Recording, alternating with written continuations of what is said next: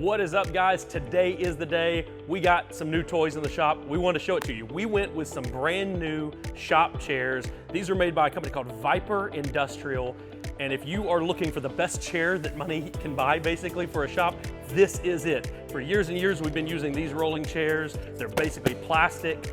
On these types of floors, we use some click together floors. They tend to not hold up as well. They tend to break. The thing about these, they are basically military grade. They've got a nice leather stitching with our logo. We were able to customize it. This thing is the Steel Max. It's the robust Steel Max, but it's also adjustable. The cool part about this is there's actually no hydraulics built into it. If you know of a chair that adjusts, the hydraulics is where it first goes out. This one is all basically mechanically set up. The casters couldn't roll more smooth.